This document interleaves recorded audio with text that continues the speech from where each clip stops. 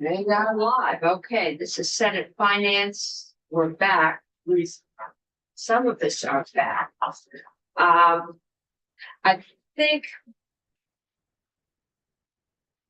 I'm not even sure where we left off. Or amendment. Yes, why don't we have Senator Hardy kind of present your amendment now that we have it discussed? And then hopefully when everybody else gets back, we can get to timelines, weights and bases that we need. And I think if Julia is back, we can probably do the homestead exemption. We have, I hope, our final iteration of possible steps in valuation and income. So Ruth, why don't you take us through this? So this is it's posted on our legislative website under Beth's name, I believe. And this is an attempt to make the bill just a little better.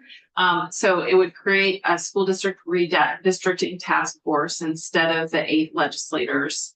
And in the Senate education version of the bill, the task force would be made up of 7 individuals, including the director of the Vermont Center for Geographic Information. So we have a geographer, the chair of the School Boards Association, somebody who understands school boards, secretary of ed, and these are all or their designees, the chair of the Vermont Superintendents Association, the chair of the Vermont Association of Planning and Development Agencies, or VAPTA, and then 1 member appointed by the speaker with expertise in education data analysis, and 1 member appointed by the Senate Committee on Committees with expertise in GIS analysis. There are 8 members. 7. Oh, and the chair of the future of the Commission on the Future of Public Education. Thank you, Senator Matos. And then they would work. They would work to create no fewer than 3 options for school district boundaries between 20 and 25 districts with not fewer than 3,000 kids and not more than 8,000 kids. So sort of giving them and K-12 districts to the greatest extent possible, grandless and pupil count balanced, demographically equitable, logistically feasible, and create at least amount of disruption to students as possible. Each proposed school district should have within its boundaries at least 1 CTE center, so that there would be a balance of CTE centers as feasible. Maximize student access to public education in all regions of the state, and that they have things to consider starting on top of page 3. Current school district and town boundaries and other historic and community connections, and including access to regional services, geographic barriers, including mountains and rivers, population distribution, location capacity, and the facility condition index scores of current buildings. Some of this is in the House language and some of it's a little different. Transportation and employment patterns and practices, grand list values, student demographics, debt, liabilities, and assets of current districts, staffing levels and salary scales. That's been talked about a lot, about having to renegotiate salaries, and other factors the task force deems relevant. They shall include detailed maps for each proposal, including boundaries of the new school districts, average daily membership, grand list values, pros and cons for each. So there's something that we can look at next session. And then also hold public hearings. And that is similar to what the pupil weighting task force had to hold 2 public hearings. They would have the assistance of Agency of Digital Services, Center for Geographic Informations, and they would have to report by November 1st of 2025, which is a short timeline, but they about their proposals. And then, there's sort of standard meeting language They would be co-chaired by the Vermont School Boards Association and the GIS, or Geographic Information Center chair. Standard language about compensation. There is a little money for a consultant if necessary. So that's the proposed task force to create proposed districts. The next section, section 4 on the bottom of page 5, is about the CTE weight. And this is something, yep. Can I just ask one more question about, Sure. I was scanning and listening at the same time. Yep. Is there a number of maps that are asked to be made? Not fewer than, 3. But they would have to come back with 3 proposals. so they have to have 3. I think it says not fewer than 3. Is it not fewer than 3? So that there's options for us to consider, not just one thing that is an up or down vote. Okay. And I think that's similar to the House's language, which is, I think they have not fewer than 3. CTE weight on the bottom of page 5, sorry. This would be, JFO would contract, with a contractor with expertise in the education funding system to provide a recommended cost factor weights for the provision of CPE derived from an updated analysis of the cost function model originally developed for the pupil weighting study. So essentially this would be updating Professor Colby's model to determine a CTE weight, and that it shall take into consideration the current delivery models for CTE and may include tiered weights and FTE student counts. So essentially not every district delivers CTE in the same way. Some of them are embedded, some of them are not. Some of the programs are for younger students, some of them are for older students, so there's a lot of different ways that CTE is delivered. So this would try to get at potentially a tiered weighting system similar to what was proposed for special education, or an ELL. And I did talk briefly to Professor Colby about this, and she thought this, as long as she has the data, this is feasible. There's $25,000, and I will just say that as a placeholder number. I did, talk to JFO about this, but they have not been able to verify whether that's the right amount. It's likely probably low, but just for the record, that's not the JFO approved number yet. And it's not such. And it's not in the budget. I think there are a number of things in this bill that are not in the budget, but in the bill generally.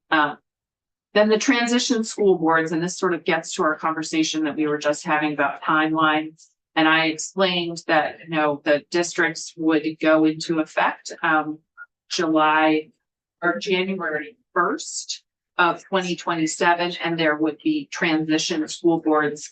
And this is largely based on, as you probably remember, Madam Chair, a similar structure to Act 46 with transition chair school boards that were made up of current school boards. And I was on one of those. And those transition school boards were the ones that sort of made all of the decisions and kind of got the new school districts up and running.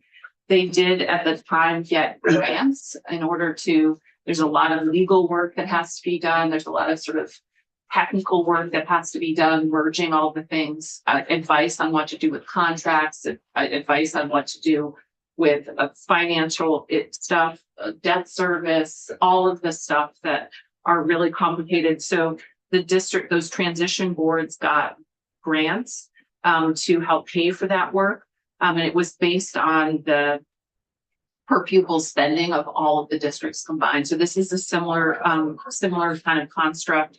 It would be based on the base amount per pupil times the enrollment, or $250,000, whichever is, I think, less. So basically, many of the districts could get a $250,000 grant in order to do all the transition work that is required, and they would use that from the January 1st of 27 to until the new boards are elected in March of 28.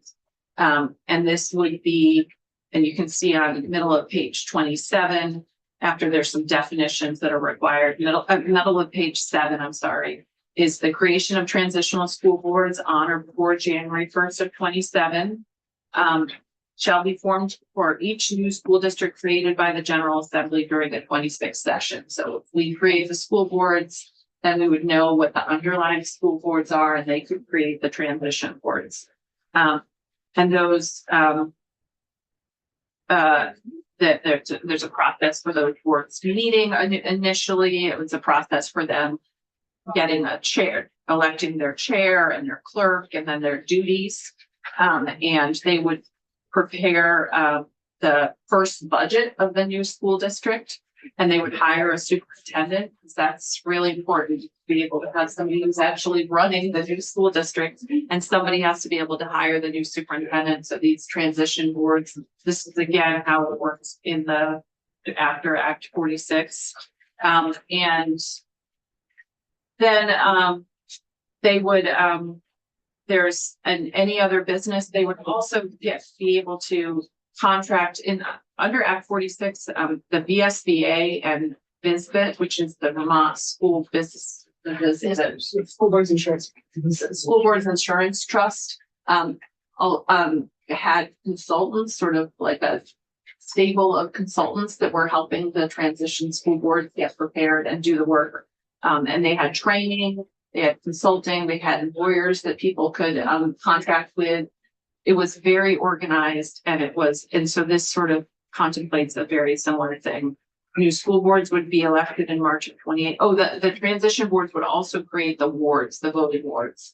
And one of the things that I think is really important, that if we are creating these larger school districts, it's really important that we have consistent, proportional, and constitutional voting boards in each of the districts. So it doesn't depend on where you live about how your school board is elected.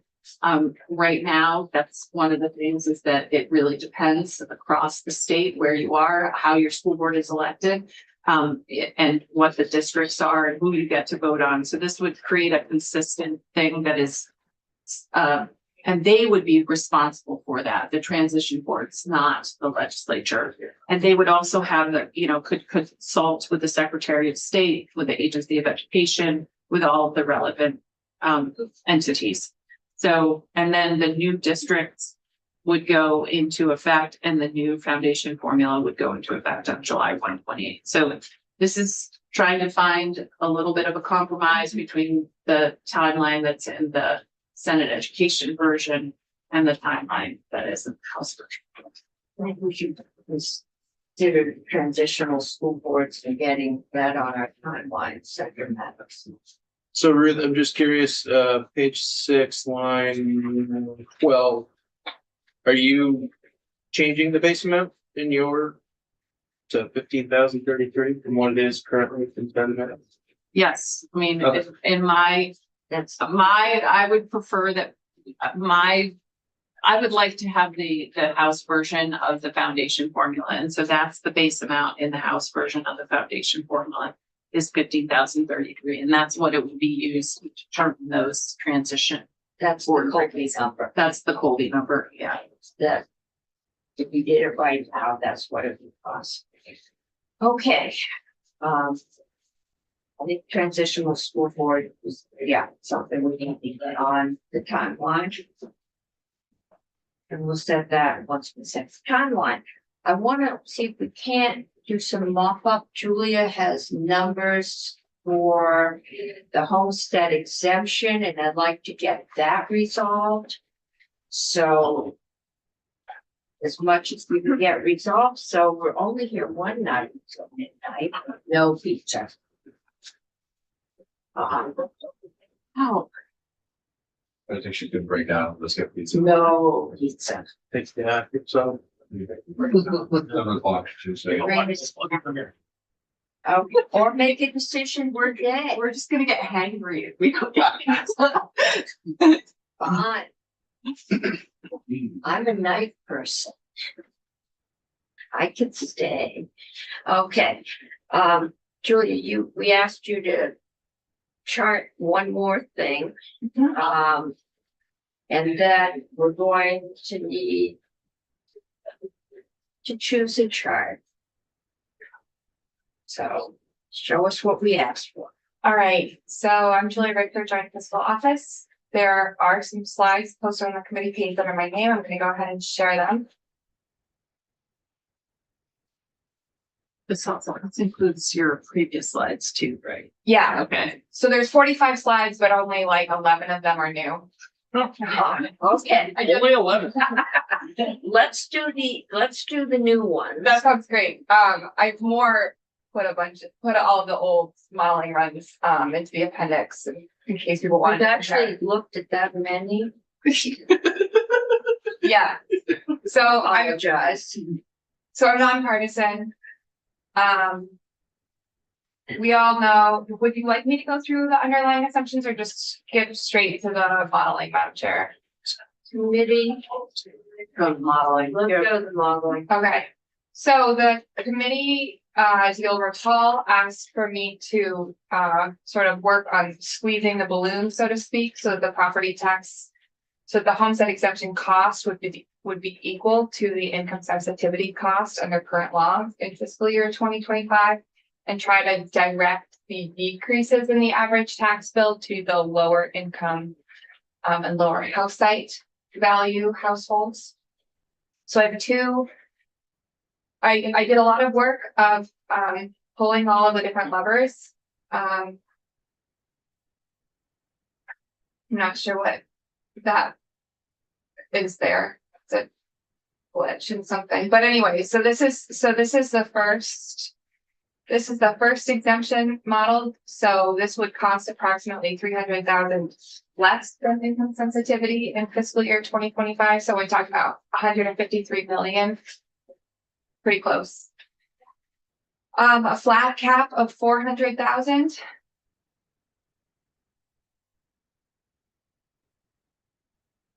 I think the PDF didn't render right. You're missing a chart that you're expecting to see there. Or maybe not. You don't think so? What's an extra slide?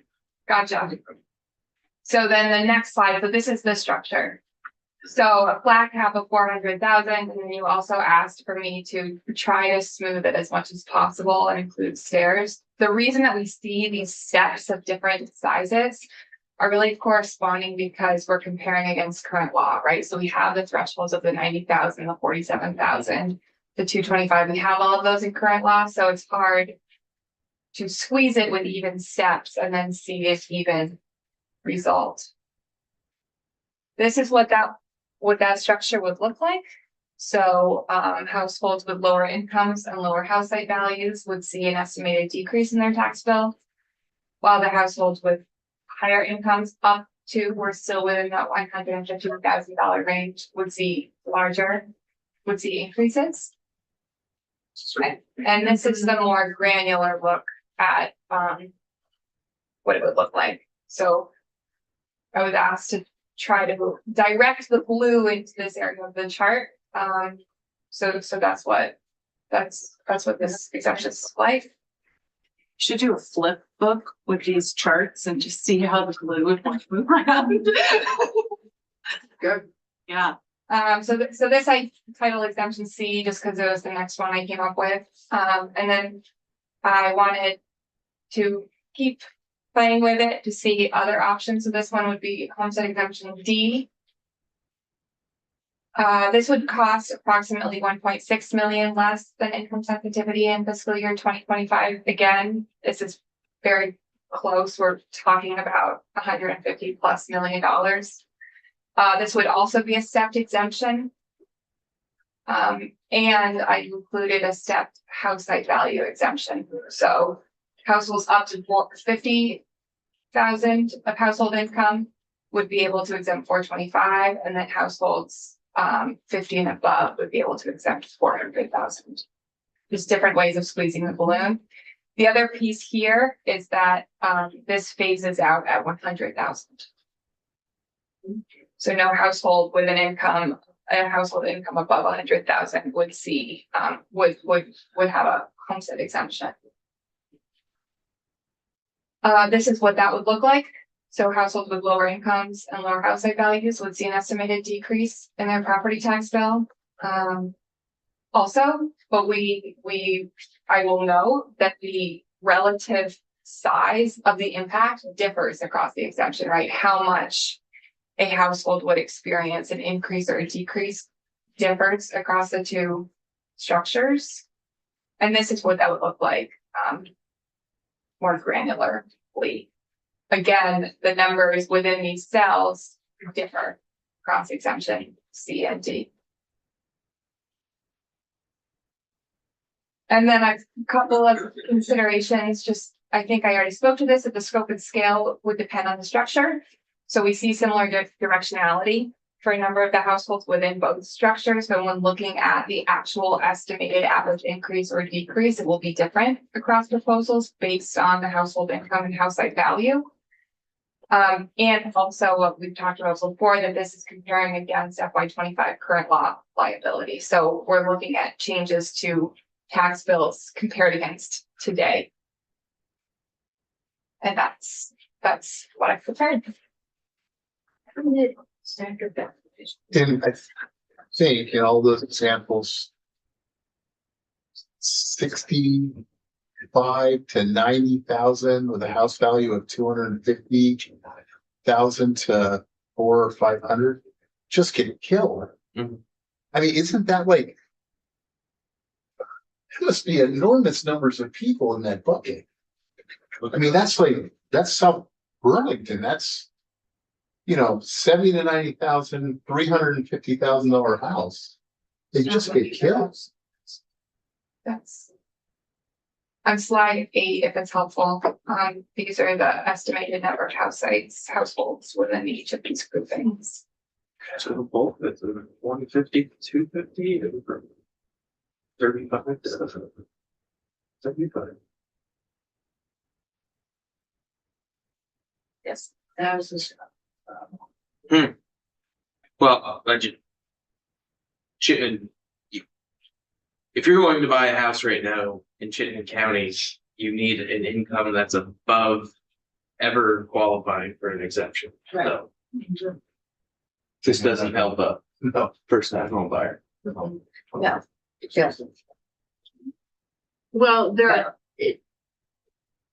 I was gonna say, there are programs to help first-time home buyers afford a home.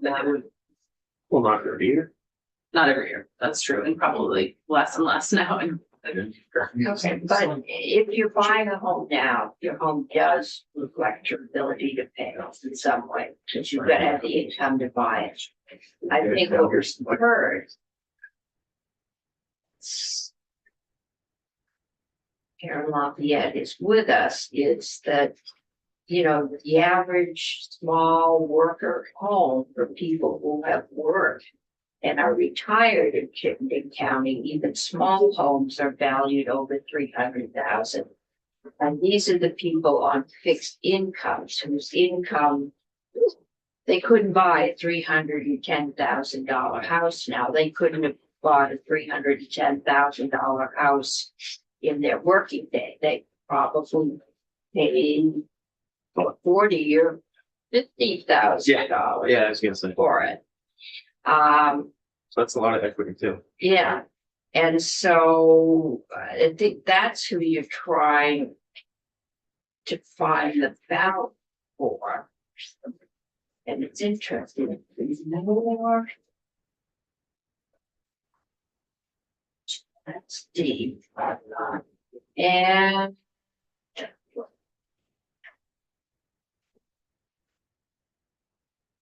see. C is like trash. Yeah, so I really could go between either. I'd like to compliment you on this great work. I'd love to have looked over your shoulder to see how you did this because I'm intrigued by the model. But what I do like about this is I'd love it if it could model the exact scenario that we're currently in. But absent that, to me, income sensitization should be targeted towards those with lower income and towards those with lower homestead values, because that's a representation of wealth. And that's a representation of income. So I don't know. I do support either one of these more than the other one as a transition mechanism, because that would have taxed a lot more of the people with high household wealth and low incomes. And I had concerns with that approach. So this is exactly what I was asking for. And I think it's more fair as I understand it, and probably we'll get it together. Which do you see? I'm torn between the two. Could you articulate again the difference in your clear mind between D and C? Sure, I think that there's different ways at approaching the differences between the two. So one is looking at the structures and another is looking at who's impacted and what the impacts look like. So when looking at the structure, both have stepped sort of staircases, so to speak. The size of those steps differs across the proposals. Exemption C has a flat 400,000 house site value cap, whereas exemption D has a step down from 425 to 400 at 50,000.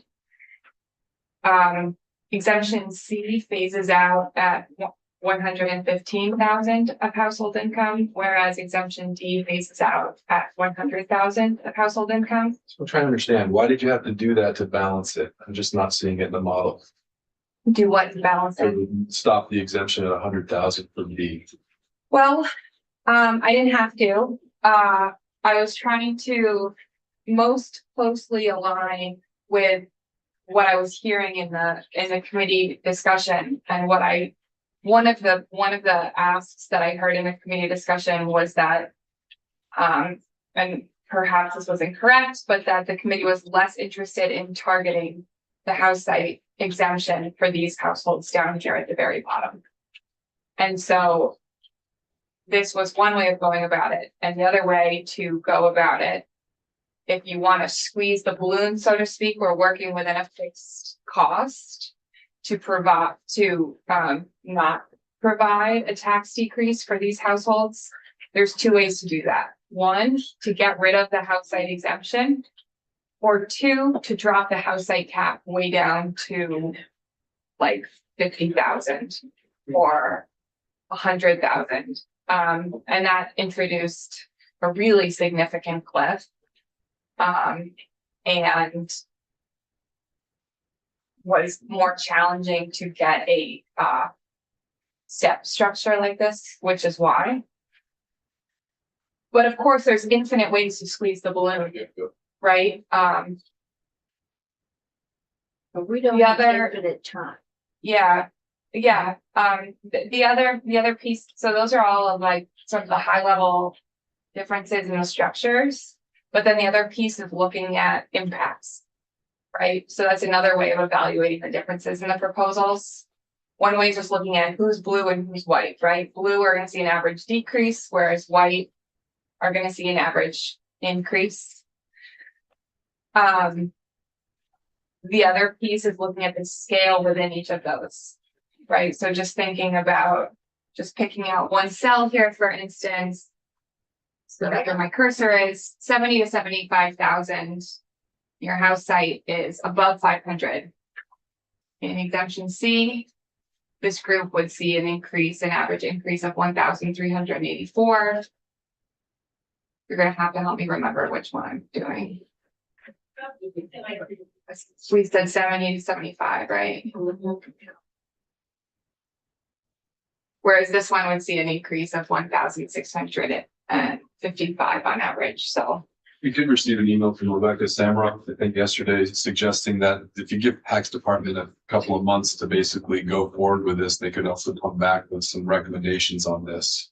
So I like either of these approaches, but I'm also fine with, I think it's been said a few times that let's, with this charge and the intent language that we might throw in, have tax department come back with a revised recommendation. But I like Siri. I think E seems to be more fair to the seniors. I'd like to run things off and make sure. We can always change this. If the tax department comes back with another thing, they can bring it to committee of conference. Or if it's really great, we can do it next year. This is more progressive, so I go with D. Is, you like D? I do, it's I more like progressive. D. Okay. We're going to do a poll. I'm just really worried about people that were gonna increase their property taxes by 4 figures, couple $1,000. Yeah. This is my worry with the previous. I mean, what model have you seen one of the options that you like? You don't like any of, you don't like, I think, I agree with Senator Chin. I think we need more time with this, both flesh it out. Because it's impossible to model the current PTC into this new tax exemption. That's just not a possibility. I mean, I really like the homestead exemption mechanism, the house site exemption. All right. But I just, these types of increases on certain people really concern me. I mean, you could align a homestead exemption more aligned with the current VPC. The reason this is not reflecting that was because of the charge for it to be more of a slope rather than more significant drops. We also want it to cost less. Yeah. So we have to decide what we want before we ask Julia to graph it. yeah, I mean, because the House version had far fewer losers, but that's also because they put in a lot more money. So that's how you get fewer people in white. What was the amount? 85 million? Of course. More than That's spending The that. house, 45 without the cap, with a cap, it could be down to 35 with $400,000. You double check that estimation. I did, yeah, and I actually talked with Jake to check out the intuition. There was the question of why did the cap on that house's proposal save less than the caps that you were looking at? And essentially the way to think about that is you're capping 400,000. You're essentially creating a maximum house site value, a maximum exemption amount of whatever the percentage multiplied by that maximum house site value. So because the house's proposal was had more generous, higher percentages on average, they were providing a larger maximum exemption, which meant that the delta would be less compared to what you were doing. Are we going to kick this can down the road and say that we aren't going to decide it less this year unless the tax department can bring us something we'll like better before the committee conference? It seems to me that having something in statute for much of this is helpful, but we can add, I think having, adding language about also having tax in consultation with JFO coming back with an alternative proposal, but having D or C. I think I'm with Senator Chittenden that you like D better. But I also wonder, we had talked about at one point having a index number put on the house site value, mainly because real estate values change, and I wonder, okay, I wanted that. No, I think we should. I just don't know if we have time. right. Well, we could also ask them to propose an index. Yeah. I think there's probably a relevant I'm real sure estate there is. index that's more relevant than the CPI There's a or HUD index. NEEP or whatever the other one we Yeah. were using, and No, that- probably the property valuation team at tax could come up with what makes most sense. Okay, do we want to add D now with the request that tax try and find something that will work better, provide more It's savings for the middle? Well, our goal would be zeros across the board. So if they see a way for a ratio to basically bring them all closer to nothing, because this is respective change to property tax bills. So if you can find an amplifier or a equalizer ratio to this, that would then dampen the size of both the benefit to the lower ones and that is the higher income ones, and dampen this. I'm saying it wrong. Bring them all closer to zero from both sides of it. I think that one of the policy questions that you're grappling with here is one thing about the different pillars of a good tax system, right? The simplicity versus fairness. being two of them, the more brackets that you introduce and the more stuff that you introduce, the more targeted and granular you can make it, and the more rows and columns you have on a table. That's a policy decision. But one of our goals was to make this simpler than the present structure. So as the former chair of Ways and Means used to say, but I know she didn't originate it. Unfortunately, when you try and make things fair, you end up making them more complicated.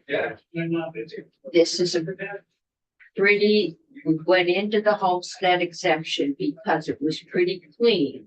Your income is, your homestead value is, you get to deduct X amount of your homestead value, and that's what you're being taxed on. It was predictable. It was understandable. If we do nothing, present system continues. So can it with a foundation? I thought I heard that we can't do. There was some base, no, we can't, but it can for the next couple of years. And we can put in B or C and say, that's it, unless tax comes to us with something better. Can I ask a quick question? Yeah. Thank you. So the 45, can you all please refresh my memory? The governor's proposal gave $45 million more aid to lower income. No. No, The and House. this is, The I House have it in the version. appendix. Okay. The House version. Did they contemplate where that money was gonna come from? Was it gonna be placed on higher size homes or? Tax rate. From the house? No, so the House proposal was estimated to cost 45 million more. They did include the 4 property tax classes, also with a uniform factor of 1. So absent any other policy changes, it would be raised uniformly across the property tax rate. If there were to be future property tax changes, then it could be picked up by more of one than the other. Thank you. Ready? This is an easy one. Easy to punt. That's what I vote for. Okay, I've got one punt. I need someone who wants to kick a field goal here. Do we put something in there saying this is the best we can find now? If you bring in something better, we'll change it. That's what I think we should do. I'd love to hear Jake. I'm kind of leaning towards punt, but if Jake says,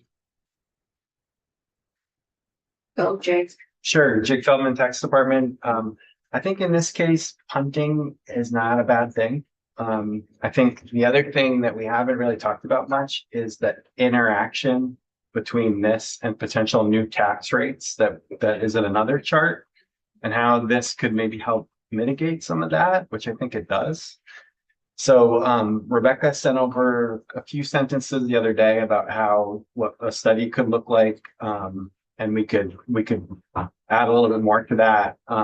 But I think that is a great idea, and I'd be happy to do that work between now and December and January. Okay, Can I ask a question? Go ahead, Julia. Brian. I was just gonna add one point of clarity. To keep in mind, choosing to punt or not. If there is a structure, if there is a funding formula change to move to a uniform property tax rate, to go to a foundation formula and move away from our current financing system, the property tax credit that exists in current law will no longer work. So Right. at some point, if you make those funding changes at some point, and you want to maintain some sort of income sensitivity, it will need to be addressed. yes, I think we know it needs to be addressed, or there will be no tax relief. Everybody will get hit with the full tax. And because of that, that's why I think having something in the bill that's actually the fallback if we don't do anything is in there, because we're punting a lot of things to next session, and I feel like we're gonna just be sitting here again doing this. So that's why in a lot of cases, just having the language in the bill is helpful. But my question actually to Jake and Julia, I mean, Jake came to us with a proposal at the beginning of the session that this is all sort of based on. They've come up with in the off session, which was really, really helpful as a starting point. So don't get me wrong, I think it's really, really helpful. And then Julia has done a ton of work on this, So I don't understand. I don't know that. Do you think you're gonna be able to do better? Like that's the thing, like. What are we punting to like a slightly different scenario with the white in a maybe different part of the chart or a completely new thing? Yeah, Jake Feldman, tax department, there's no better that we can do under the current constraints. The current constraints being, there's a cliff at $90,000 in the current system that we have to work around somehow. The current constraints is we're looking at FY25. And then the big picture is that a homestead exemption by its very nature is going to shift some benefit towards lower value properties. So if you're shifting some benefit, you can't also preserve the benefit for everybody else without costing money, right? So those are the current constraints. So we're not going to come up with anything blue and white that's or just all blue or something that's perfect. But I think what we would want to look at is how do you phase out the 90,000 cliff so you don't do it all at once? What's the interaction with potential new rates and other considerations like that? So I think it'll get better. It's not going to get all blue or all perfect. Right. So I think that just underscores having something in there that's a fallback that can be then tweaked. We can still have them report back on how to tweak it and make it better, but having something in the bill would be helpful. Conditional that when the foundation formula goes into place, this would be a fallback unless revised by future legislation. Yeah, because otherwise we're just gonna be back here next year. I'll try to make my point better, more articulately, but if we can reduce the benefit and reduce the pain, cutting it in half on both sides. Do you understand? If like we divided everything by half, would that somehow equalize it so all of them would feel less benefit and less pain? And that's where I think more time can get you to an equalization. I think I've heard the suggestion that we put in Plan D or C in the shoes. You want D? I like the D? Okay, we'll put in D. And then- Put a fallback in 26. Yes. And then we asked I mean, Pat saying- to come back. This is the fallback we're talking about putting it, so we can always put a fallback in 26. In 26, when we come back here, we can't figure it out, we can always pop this in. I think popping it in right now, the price are some pieces of box. I've got 1, 2, 3, 4 votes at least here to put in a place. Which if we can't find something better, we're gonna do D. Senator Brock Same, I agree. with a placeholder and then, Placeholder now, we reluctantly. Okay. I'm gonna, not really. Okay, so we're okay with D. confident that Jake's gonna give us something better next Jay. I think with the placeholder, we're sending a signal that it's something that we can do something about. If we can. Key is in the wording of what we can call a placeholder. It's gonna come out of the conference and then committee. make that. True. Okay. It's gonna be a bill, it's gonna be allowed. We are There's always a conference committee decline to go along. Sure. Yeah, there you go. Concentrate. Progress. So are we, so Madam Chair, we are going with D and the placeholder and unless and until the tax department can bring us back something better. Please, I'm with you. Yes, thank you for the 45 charts. Yeah, tax and JFO can work on it. And we have some language somewhere. That was really good. All I said right. consultation today. In consultation. Eddie, That's let's right. talk to placeholder. Always consultation day. Before we do that, Senator Beck, Yeah. in your caucusing, did you reach any conclusions on anything? That's not encouraged, big sign. Big stuff. It would like FY 28, and you wanna spend more than 1.8 billion? You don't want to spend more than 1.8 billion when? Well, in Well, FY 28, but in FY 25 dollars. We don't want to increase spending over what we're spending first half. So you want to start everything on July 1, 27? The foundation, yeah.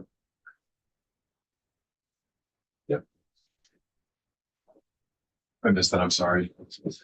We like a foundation to take effect in FY 28, the transition is, something that can be worked on. And we don't want that number to be more than 1.88 in FY 25 dollars. That's what the Senate had passed. That is what Senate passed, yeah. Well, I don't know. When you get 1.88 in $25, what is that in 27 or 28? But I mean, to me, could apply that, but I'm finding, I don't know. It'd be what the NIFA factor I is. think the number, the 1.88, but now. Okay. Is an option stick with what we're doing now and try to remove money out of the system? Is that an option? For your caucus? It's not something we've talked about, but I think that I've always thought we were gonna get to a transparent, understandable system with a more close connection, and our current system does none of that. But do you think this will do that? Because I am. What's this? So this new foundation, I don't think it's gonna get voters closer to their votes. I think it's gonna distance them from it. From what I was revealed last week, if we raise the foundation, the districts that are spending less are gonna get less of a say. They're gonna get a higher tax rate. The districts that are spending more are gonna get a tax discount and they're gonna get less of a say. I just think it's failing that original. I think the transition is important. I think that, can a district spend 90% of EOP? If they do, then I think that problem is solved. If everybody just gets 100% EOP, like nobody's voting on anything anymore, right? I mean. Well, that was Yeah. the idea of going to a foundation formula. If and there were 2 votes, at least, and we haven't gotten to this section. Yeah. The first vote was for your school board. And as I understood, and we haven't gotten to anything in governance, you also would be able to vote on, your district would get the EOP, Education Opportunity EOP. Yep. Sounds like something out of Dr. Seuss or Winnie the Pooh. You would just keep saying EOR. You would get your EOR, and people would vote on perhaps the budget that spent that EOR plus up to 5-10% additional supplemental spending that would be equalized. So this shouldn't be a surprise to you. I just think I shared an email with you this weekend. We've been talking about this, but that's where I am very concerned that this whole plan isn't going to connect voters to their budget. It's going to do the opposite because we're funding at 100% of current spending. Right. Every other state gives a foundation of a smaller amount, balancing some unity, the foundation with some freedom to spend some more. That's where I really am skeptical that this is going to accomplish the number one Scott Next and although Kurt Wright test that this is not going to connect voters to their school spending. It's going to do the opposite. It's not, because But they're am I not wrong? voting on their school spending. So I think We are voting on their school spending. I'm disillusioned to the trajectory of this Okay, if but you get that's- 100%, you have to get that point. That's what a foundation That's the point. formula does. 3 days. Right now, the state is responsible for raising the money that the local voters choose to vote. We're not talking about a Now, foundation. let me finish.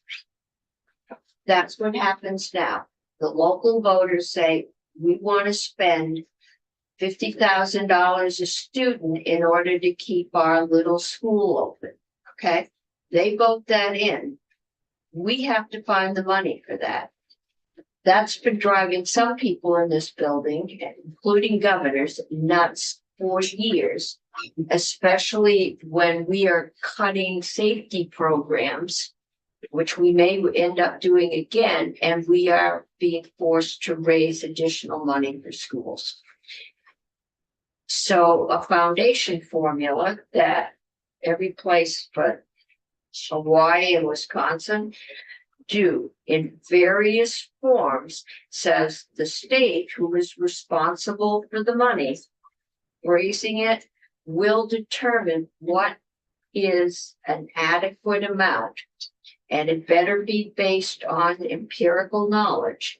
And we will give that to the schools to spend as they choose. That is a foundation formula. But they don't fund that full out of this, as I was looking at the Education Commission of the States, but please, I see. I people know, wanting but to they talk here, so don't jump on in. always, they don't have a freedom decision. Yeah, we already had this conversation. You're right. Yes. Ask the answer. Okay, so you can vote against the whole thing. Other states don't have a Brigham formula. Other states don't have a constitutional mandate for the state to be responsible for adequately educating their students. So we've got Yeah. two I'm just informed with the timeline that separate. gives. So there are two things I think that we're talking about. We're talking about foundation formula. And we're talking about an adequate education. Yes. Let's define those for a second. I always think of a foundation like the foundation of a house. And it's what the house is built upon. It doesn't mean the living room and the attic and all the appurtenances and the appliances. It means the foundation. It means the basic thing that education is built on. That to be its foundation formula. If I think about the adequate education, we ought to know what an adequate education is if we look around at the schools we have right now. We have kids who are performing very, very well on lower amounts of money. And it was certainly adequate to provide them with an education. And perhaps one of the questions is, we should make sure that we're satisfied with what an adequate education. Adequate education isn't the average amount that we're spending. In many cases, it's much less than the average amount, but it's being spent by people who know how to spend it and know how to educate kids at a reasonable cost. That to me is the adequate education with a foundation formula that gets us there. A lot of this to me is a definition and an explanation of what it is by what we mean by those terms. Okay, I'm gonna look to the lawyers. who may not have it, and I will give you time, but adequacy, as I understand it, has been the basis for multiple lawsuits in the other 45 states. So there is some legal criteria for what is adequate. And John, I don't know if you know what that is at this point. No, but what That is not here. what I could offer, and John Gray, Office of Legislative Counsel, is that in the Brigham case, they specifically address the idea of minimal adequacy being insufficient. So they're clear to say that if you just provide a little bit, that's not meeting the standard, right? And there's a concern for equality as well. So if you go above, you'll recall that I had the last slide of that deck talking about what's the range, right? We know that there's a minimum level below which you can't go because there's a basic right to education. That's separate from the common benefits clause concerns. We always talk about substantial equality of educational opportunity, but there's also a floor below which you cannot go. At that point, you're just not providing the education to the kids. So that floor is part of what you're trying to figure out here. And I can't speak to all the things that the foundation formula is intended to accomplish or all the pieces that are built into it, but I have taken the target that folks are aimed for is to be satisfying something more than minimal adequacy, as identified in the Brigham decision as being insufficient, but also recognizing that folks could spend more above that. I don't know if that's helpful on that front, but just to say, you should think too, it's not just about substantial equality. There's a right to education. There's a floor to what you can do here. But there's nothing that says that the average that we're spending right now is not overspending, provided how we define an adequate education. And you're, we have enough examples, I think, Okay. to be able to demonstrate that objectively through the results of testing that have shown that we can provide a good quality education, at least based on standardized testing, and there may be other factors, I think, without spending up to the total amounts we're spending now, somewhat less. We are talking about spending up to the total amount we're spending now. We're talking about getting down to the evidence base, which is significantly lower than what we're spending now. Correct. So. But it doesn't mean that it can't be lower than that. And we have the ability to look at some of our own data and be able to determine if that in fact is true. Okay, if you can find that data, we would like to see it. I mean, I've asked and it hasn't come yet, but see if you can shake something loose over here. Well, so standardized testing is not everything, but there is standardized testing, and I certainly have seen data that we've collected in the past that has shown that there is not a direct correlation between the amount that you spend and the results that you No. get and things that you can measure. No, there's not. And I think a lot of our cost differential right now is the number of students in a class. You're paying a teacher X amount. If he's teaching 3 kids or 10 kids, there is a difference in the cost per pupil for that teacher's time. That's what we're trying to rectify under this. And if we do that, the theory says we will reach the evidence base where we will only have X amount, the teacher will teach X amount of students. And the principal will supervise X amount, and we won't have a principal for a school with 50 kids in it. That's the theory we've been working on. If there's another one, I'm not sure how we're gonna get out of this here by tomorrow evening. Senator Goodwin. I want to say that when we're in this building, we often get stuck into this binary thinking. It's this or that, it's black or white, it's House, it's Senate, and I feel like we're in that mindset right now. We spent this whole session reacting to a proposal that the governor made. That proposal is not necessarily the be all and end all. It doesn't answer all of our questions and it doesn't solve all of our problems. There are an infinite number of ways to fix this problem. So we're stuck. What we're trying to do, I think, is adjust to the declining enrollment that we've seen in this state. That is the problem. That's one of the problems. We have some spending that we should probably be thinking about, but that is the problem we need to fix. And I'm not sure this does that. So if we could kind of like unlock ourselves from this circle that we're in, this never-ending circle, it might be helpful. Agreed. To think in a more expansive way about what we're trying to do and what problem we're trying to fix. I think you're right about the problem, and the problem is leading to high spending. There are no popular or unpainful ways to solve that problem. Thus, we did Act 46, we backed off. Now we have reached the point where the pain in the property tax is almost unbearable for a large number of people. So we are going to have to fix the problem, and it's cost. We've been putting $100 million a year into buying down the cost. We can't continue that. We are going to have to do some consolidation. I have yet to hear anyone say, please consolidate my school. All right.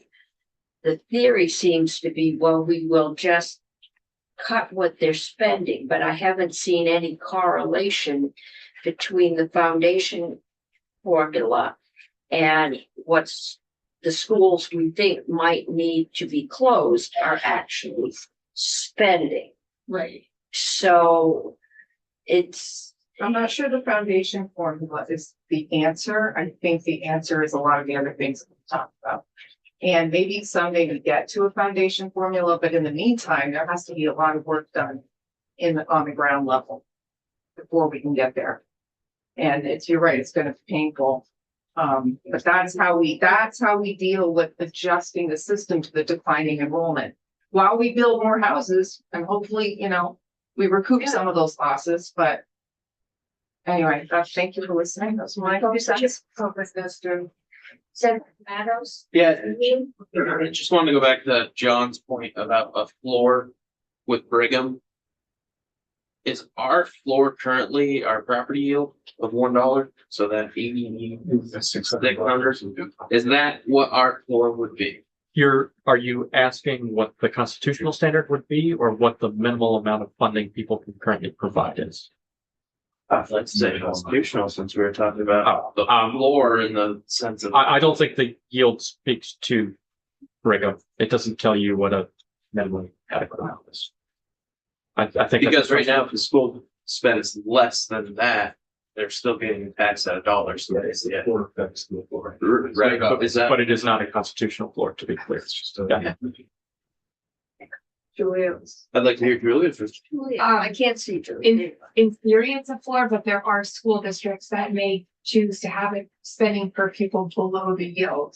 And they would still have a tax rate of $1. So it doesn't affect their tax rate, they just approve less spending. Correct. Do any do that It's like that. There has been some that in the past? do that. I don't know off the top of my head. I thought I heard Slate Valley hit that this last cycle when they. No, but I. They've only been under the income, Yeah, I know. Okay. I think we've hit where we were last night, because I will say I do, no pizza. no, I agree with you. I think we do need to look at rational organization and governance of our school districts to achieve better curricular offerings, depth, and also some savings. But I am not convinced that 100% funding of a foundation formula achieves what we set out to achieve. That's right. Concur. Okay, so what's the alternative? Fix our current system. Apply some spending constraints. Spending thresholds, lower them. And really drive rational consolidation. I'm waiting for Jason to come through the door. Jason, So take a close look at what's in the ed fund and see if there are things that can be taken out. But that doesn't solve our, Yeah. the spending. You can take stuff out of the ed fund, but then it's gotta be paid for somewhere else. Not necessarily, not You necessarily. don't want it. I Fund don't it? know because we haven't done it. Well, we know No. what, So we know What's what's in there? there, the governor wanted to take out, and we just put in with universal school meals, meals. but that is. And that's millions of dollars, and we've said that was off the table, we were feeding kids. So Marty, So Just- that would be a big chunk of money out of there. I just wanna make sure, you're not saying just take that out and pay for it somewhere else. You're saying, let's look at XYZ. Is it needed or not? We want to That- lower spending, that is how you would do it. Okay, so. No, I just wanna make sure we're on the same page, cause that's, We, I thought you were just. No, shifting I'm not, it. we can shift some stuff, but we don't have to shift it all, we can take them out. under the present system, we do not lower the spending, the local voters do. So we take it out. We take out universal school meals. There were a number, quite a large number of schools that had voted to do universal school meals because it was cheaper than all the finagling, chasing down money from kids who were supposed to be able to pay. So then we'll vote that back in. So we are not, and the federal money is probably gonna go away. Right, we don't have an exhaustive list in front of us, but there are things like early college, which I know is causing trouble in some school districts for a number of It is. reasons. There's dual enrollment. There is the payments that we make to therapeutic schools. I mean, we could have like a whole list of We could items that cut a lot of we it could out. look at. I'm not sure how we would cut that out between now and 24 hours from now. We can kill this bill. Or we can just strip it with a lot of things, send it to community conference and buy us some more time, get it out of our hands and put it into the community conference and the full Senate and the full House's considerations. Jobs.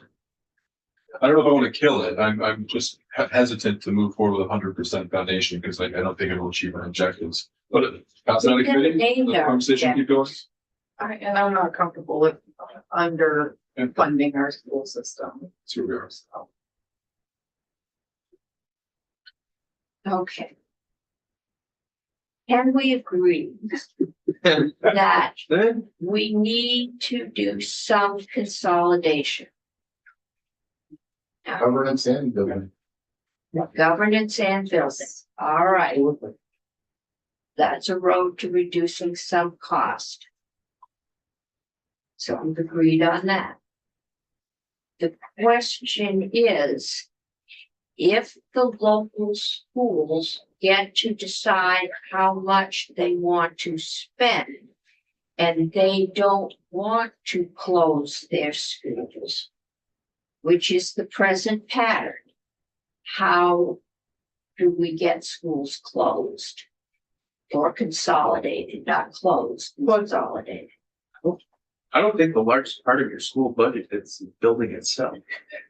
No, it's the It's the people. principal, it's the 78% nurse. of your budget is People. We thought, when we did Act 60 or 46, that if you had one school board over the 4 elementary schools, instead of my 4 elementary schools, each having a school board, that school board would make decisions to share and to do things. Okay, hasn't happened. Still have 4. Union School District voted to close 2. Towns had a fit. They can't get an art teacher because the art teacher doesn't have an art group. She's traveling around in her car. So the art teacher hasn't lasted more than a year. They aren't doing very well with sharing a nurse because the nurse is 10 miles away when the kid is throwing up here. They haven't, okay, so we haven't done well with that. The theory, now the pain of the property tax is forcing discussions. But if we don't come up with $100 million next year to buy down that property tax, there will be a 20% increase. Plus whatever gets voted this year, which will cause people to lose their homes and in some cases become homeless. And That's what we're looking at. There are no easy choices here. We took the easy road with 46 and said the schools will figure it out. it was not easy. No, it was not. They're the ones that did it. I went through it. It was not easy. But some of them didn't go through it or got out of it. So the question is, here we are. We have. What's an adequately appointed, an adequately measurable school in terms of achievement and performance? How do we define it? What makes it up? With the money committee. Tammy Colby talked about it yesterday, is reading and math scores that are used. Yeah. And do I we mean, have It's they- a collection of data that tells us and points us to what a school that's providing adequate education That's is? a question for the Agency of Education. Well, I think we do. I think we do in terms of data. Well, that's And the what, point is, if you look at that data, it should tell us how much it should cost. And the data will be all over. that's what Tammy Colby That's what does. it is. Well, She looks at the data and she says that it's reading, writing, math scores, national kind of, national testing and so on, Yeah. we have, the data that we have. and she comes up with the $15,000 Mhm. under our present system. Now, we can try and create another estimate. I don't know when, and I don't have the expertise or the community and the computer algorithms to do it. Well, can we, the point I'm just throwing out on the table right now is this, is based on the data we have that shows how certain kids have been performing adequately in the educational environments that they are in. those things that we can empirically measure those things and find how much we have to spend to get that adequate education based on what we're doing right now, based on the data that we have. It's not just empirical or guesswork. It's stuff that we have right now. That's what- Well, theoretically, that's what you did, but I have seen data that tells me it's somewhat lower than that, because as I've looked at data in the past, in which we've collected those measures, such as the spending levels of those schools and compared it to results, I found it's all over the board. It's somewhere in the middle of those numbers. There may be more numbers, or maybe things that we can measure today that I wasn't able to measure, let's say, 10 years ago when we did these analyses. But if we take what we have right now, we don't have to be at the top of that line. We have to be somewhat less than that, because we know that at that somewhat lesser number, we were able to produce children who did have the ability to demonstrate that they had an adequate education. Agree. Yep. We've got that information. I also know some people that have got high school diplomas that I can't tell they have any education. Correct. They can barely read or write. And that's why, Or again, follow the directions. things that we could demonstrate and document based on the records that we have, Okay, but how we achieve that. Randy, it's now. It is 5 o'clock on Wednesday. It's going to cost another $300,000 for us to stay here for a week. We are not the education committee. We do not have the resources to do that analysis. The have agency hired- does. Tammy and Colby, no, the agency has hired ADP. Okay, We have- so we We have, have information in our own databases. but no, buddy. It may not be as sophisticated as we would like, and $300,000 is a lot of money, but the amount of money that we're spending on education, that $300,000 gets spent in about 15 minutes. doesn't it? Okay, then I need you to go to the department and confirm that they have the data and they can do the analysis within the next week. But- I mean, if Well, there's a we have starting paid point. Tammy Colby and we have Yeah. paid Picus and Odom. We have 2 sets of analysis of the data. Mhm. You did- Okay. We are starting with one, we are moving to the other. They do not do individual schools. I think we all know we have some places that have a gifted administrator or a gifted teacher. But we cannot base an education system on getting a gifted individual.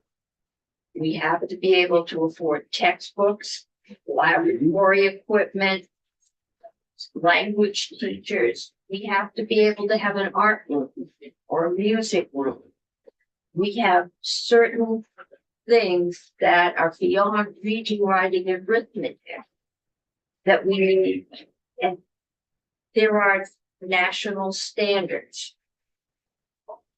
And I have to believe that both of these experts are dealing with those national standards, and we don't have time or the ability to create our own and to verify it. And thank you, Chair. In terms of the purview of our committee, which is finance, I forgot to mention, I think we're in the process right now of taking more money out of the ed fund for childcare, but that's an issue we could talk about later. And the other thing that I just, Any money out. well, again, we can talk about that later, but one thing we didn't contemplate in this bill is, BOCES, which is a bill we passed last year in Senate Ed, and now BOCES got passed, and that is an opportunity to share resources between districts, right? That would be a cost savings that was not contemplated in the governor's bill, and we haven't talked about it at all.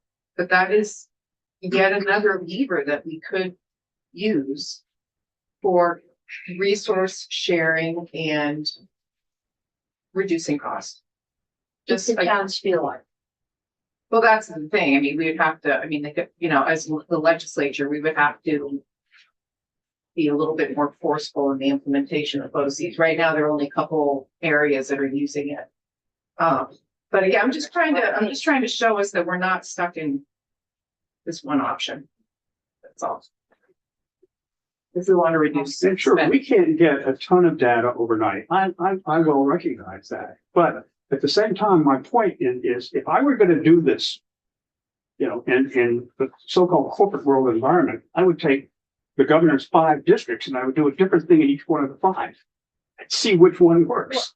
yeah. That's what I would do. The Now, difference that's is, not particularly practical to do, unfortunately, in our environment, but what we do know is we have some schools right now that are working. And we know how much it costs for them to work and produce a result. okay, then bring that information to us. I'll have to go hunt it, Yes. since again, we don't seem to have it with all the, what we've been working on. I've asked several times to get the chart, which has little blue and red and yellow circles on it, translated into English. And who are those schools? So if we can get that information, we can look at it and we can see, you know, having chaired this committee, when we tried, we said that pharmacies could not send out the list of their prescriptions, not with names, but how many little pink pills and improved pink pills.